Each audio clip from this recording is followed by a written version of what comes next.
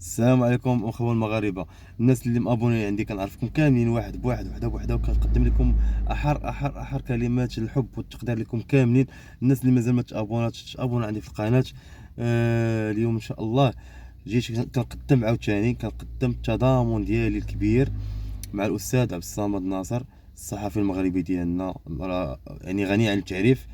وكنقدم تضامن كذلك ديالي مع المرأة المغربية أينما كانت، في كل مكان، في المغرب أو خارج المغرب أينما كانت. وهنا جيت نوضح لكم واحد الحاجة للناس اللي كيتابعوني ديما وكيشوفوني ديما. شوفوا دوك القنوات ديال القنوات ودوك المؤثرين ديال الكسالى، دوك الشير ديما ديال الكسالى. واش قناة وحدة غير قناة وحدة عبرت على التضامن ديالها مع الاستاذ عبد الصمد عبد الناصر؟ قناه وحده، عطوني غير قناه وحده عبرت على التضامن ديالها مع الاستاذ عبد الصمد. ولا قناه منهم هذوك القنوات ديال هذوك الشرديمه ديال كبيرهم الذي علمهم السحر ديال سريويلي، ولا قناه قدمت التضامن ديالها.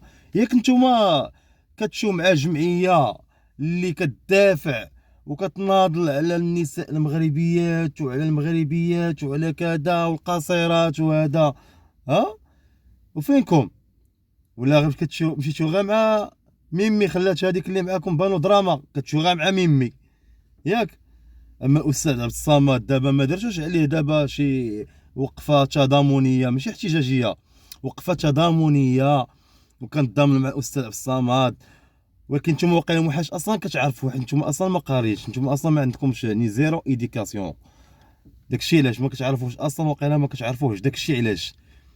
ها كتعرفوا غير نعم المرأة مسكينة وفلانة مسكينة، المرأة مسكينة هادي وكذا، والأم وهذا كذا. ها هي اللي أم، هي اللي مرأة. ها وهاد نساء المغرب اللي دافع عليهم الأستاذ عبد الصمد، اللي دعاتهم شوف، قناة هذه قناة كبيرة، قناة ديال دولة جار، حنا نقولها دولة جار، قناة كبيرة. وما عقلش عليهم، ونزل عليهم ديك التغريده ديالو، هذا ما عقلش عليهم. علاش؟ حيت عايروا ليه بنات بلادو بالعاهرات، وعايروا ليه المؤسسات ديالو بالرشوه والفساد. سمعتيني؟ السي سريويلي اللي نتوما كتجيو كتبقى دوك الشرديمه اللي معاك يجيو في السبان على العيالات وعلى البنات الصغار، العاهرات والمغتصبات وكذا. سمعتيني؟ واللي جا واحد السيد البارح جزائري وخلى لي واحد الكومونتير، هو راه كاين عندي، قال لي من حقك تدافع على ولد بلادك، على عبد الصمد. قال لي الصحفي عبد الصمد، قال لي من حقك تدافع على ولد بلادك، ولكن شوف الناس اللي عندك في بلادك وكيضربوا في اعراض ديال بنات بلادك وكيشوهوهم وكيعيرهم باخيب النعوت وابشع التنمر والمعيور. قال لي عاد شوف جهات اخرين اللي قاسوا داك الصحافي ولد بلادك. واش فهمتوا المغزى ديال الكلام ديالو؟ شنو غادي نقول ليه؟ دخل معكم بالله شنو نقول ليه شي حاجه يقول لي واجي تشوف هذا الفيديو هذا ديالكم، ياك هو هذا سريويلي، ياك هو هذا السي الهجان، ياك هي هذه بانو دراما، ياك هذا السي الحاج، ياك هذا وكذا. انا راه ما كنبغيش نسميهم سمياتهم، راك فهمتوني شنو كنقصدوا دوك السميات، شنو تيقولوا. السي الهجان راه هو اللي احتفل بالعيد الميلاد ديالو البارح. سمعتوني؟ السي الهجان هو اللي احتفل بعيد الميلاد ديالو البارح، اللي كيعير في لبنى يا العاهره يا بنت مزور العاهره يا كذا و... ويا المغتصبات وكذا. والسي عبد الصمد عبد الناصر وقع في مشكل مسكين دابا، وبسبب المراه المغربيه وبسبب واحد القضيه اللي هي وطنيه.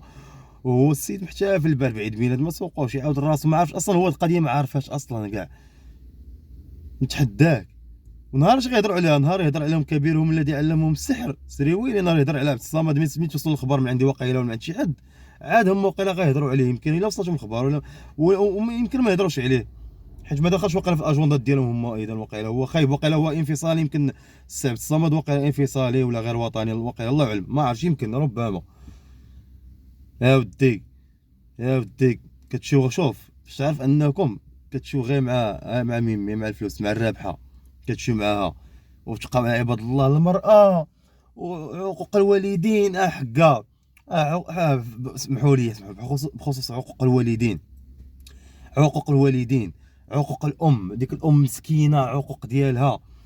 غير بلاتي بالله عليكم نسولكم واحد السؤال وجاوبوني المشاهدين في التعليق، خلوا لي تعليق.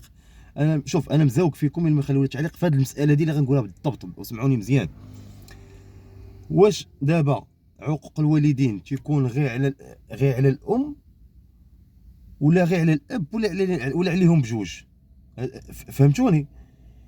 كاين عقوق الاب، يعني الانسان يكون مسخوط باه، وكاين عقوق الام، يعني الانسان تيكون مسخوط امه. يعني راه بجوجهم راه عليهم السخط الا غضبتيهم، راه كاين السخط ديال الاب والسخط ديال الام. متفقين معايا حتى لهنا ياك؟ الله سبحانه وتعالى شنو قال؟ الله سبحانه وتعالى شنو قال؟ قال لك والديك طيعهم في اي حاجه، طيعهم في اي حاجه الا حاجه وحده، شنو هي؟ الشرك بالله. متفقين معايا حتى لهنا ياك؟ منين مثلا انايا غتقول لي الام ديالي ولا شخص ما، قولي يا بنتي انك مارستي الجنس مع باك، ولا باك مارس معاك الجنس، وغادي وداك الشيء ما كاينش، ونمشي انا نقول لهم بصح راني مارس مع بابا ودار مع بابا وكذا وكذا وكذا وكذا. هذا الشيء هذا ماشي عقوق في حق الوالد، في حق الاب. ها؟ وهذا الشيء هذا ماشي كفر بالله، يعني الا مشات معاك في الخط، واش هذا الشيء ماشي كفر بالله؟ هذا كفر بالله دخلتي فيه. مني غتحط الباطل على الاب ديالك وتقول لهم انا مارس معاه، واش هذا ماشي كفر؟ هذا راه شي تيتزعزع عليه العرش ديال الرحمن، يهتز له عرش الرحمن. هذا الشيء راه ما يمكنش. ها شنو ما تنوضش جمعيه هي ودير وقفه تضامنيه تقول من لا حقوق الاب مسكين، الحقوق ديال الاب كذا هذا؟ ها راه عقوق ديال الاب هذا حتى هو. بغيتوها تكون عاقه ديال الاب ديالها، تكون مرضيه ديال الام ديالها فما هو باطل يعني اللي ما كاينش، وتكون عاقه الاب ديالها هكذاك ظلما وعدوانا مسكين باطل هكذاك، باش هكذا غتكون مرضيه. هذا هو الرضا عندكم، نطيح باطل على الاب ديالي وماشي شي حاجه عاديه نقول لهم انه راه مارس معايا الجنس وهذا باش هذا هو الرضا. فهمت؟ كتقولوا الامور حيت عارف ان المغاربه كيمشيو بالعاطفه باش تلينوا القلوب ديالهم، باش يقول مساكن الام مسكينه وهذا، واجا الاب راه مسكين، واش تحط عليه باطل قد هكذا؟ يلا واش كاين موت ما يتبيتش؟ كاين البراءه ديالو في هادشي ديال زنا محارم. يلا كاين ما يتبيتش، يلا تعاطفوا مع الاب دابا مسكين، ماشي كان غير مسكين فهكذاك في الرجلين وكان يمشي باطل فاش في حاجه ما كايناش. وينوضوا وبقى يسبوا يعيروا، ما فهمتش حق الله العظيم. ولكن شوف اقسم لكم بالله العلي العظيم، الشيء كاع اللي عير مرأة مغربيه ولا قال شي حاجه، اقسم لك بالله انا اولهم، انا اول واحد تنهضر على راسي، وانا كنمثل بعدا راسي اول حاجه، وكنمثل جميع النساء المغربيات، كنقدم لهم جميع التضامن. اقسم بالله العلي العظيم، اقسم بالله العلي العظيم، هادشي اللي درتيه واللي في اي امراه مغربيه غتاخذ الجزاء ديالك وبالقانون. واي واحد عاير شي مراه مغربيه انا تنقولها لكم دابا، شوف غير يسحبوا كلامكم وغير يمسحوا دوك الفيديوهات، ولاو داكشي راه كيبقى. ولكن حنا شوف الله يسامح، حنا في شكال. شوف حنا اصلا ما شوف الهضره كيفاش ديالنا دايره. حنا كنامنوا بالراي وتنامنوا بالراي الاخر، هذا هو الوعي ديالنا. ما كندابزوش معاكم ونجيو نعايروكم وكذا، ونبقى نديرو بحال داك الشيء ديال العيالات وكيعجبهم بحال دوك كيتفرجوا فيكم بحال العيقه وكيتعاطاو بحال العيالات وكيصفقوا لهم وكيقولوا جيم وكذا والبارطاج، هما بحال العيالات كيهضروا. كونوا رجال اصاحبي وهضروا رجال. ولا كان شي موضوع ناقش مع بنادم والتحاور مع بنادم وبين لي المستوى ديال الوعي ديالك والمستوى الثقافي ديالك والمستوى الحضاري ديالك. سمعتيني؟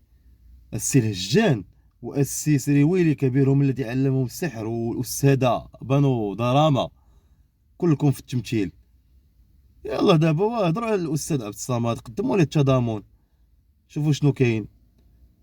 ها هذاك هو الانسان الوطني، شي هذاك هو الانسان الوطني الحقيقي، هذاك هو اللي يستاهل وسام يعلقوا على الصدر ديالو ان شاء الله. وانا متاكد ان سيدنا غادي يعطيه وسام هذاك. علاش؟ لانه دافع على المراه المغربيه كامله، دافع على الشرف المغربي كامل، ودافع على المؤسسات ديال الوطنيه كاملين. هذاك هو اللي يستاهل وسام ملكي، ويستاهل وطنيه ديالو، يستاهل يكون وطني حر. ماشي واحد اللي غادي يهز الراي زعما كاينه كذا كذا كذا. حنا عارفين حتى شنو كاين وشنو باغي. يلا نوض دابا هضر، يلا نوض دابا دير وقفه تضامنيه وهضر على دوك الناس اللي عيروا المغربيات والمراه المغربيه. نوض هضر عليهم، هضر عليهم يلا. ها كنتسناك تهضر عليهم، انا غنتسناك تهضر عليهم وغنشوف واش تهضر عليهم ولا لا. سمعتيني؟ وانا بالنسبه ليا هذوك الناس اللي تيقول لك حيت واحد الحاج ناض قال لهم كيتسناو الدعم مساكن، كيتسناو البارطاج. شوف حنا ما كنتسناو لا دعم لا بارطاج. شي حنا هاد المشاهدين ولو بقلتهم اللي كيتفرجوا فيا، اي كلمه تيقولوها لي في كومونتير، اقسم بالله وقسما بالله العلي العظيم الا بمثابه وسام كنحطو على الصدر ديالي، قسما بالله العلي العظيم. وكلامهم تيفرحني كامل، وكنتجاوب معاهم كاملين، وخوتي وصحابي وحبابي وكنحبهم كاملين، كلهم فوق راسي، صغار كبار عيالات بنات، كلهم فوق الراس ديالي. والله يخليهم لي المتابعين ديالي. وكنشكركم بزاف بزاف، سمحوا لي طولت عليكم، وحتى الفيديو الجاي ان شاء الله.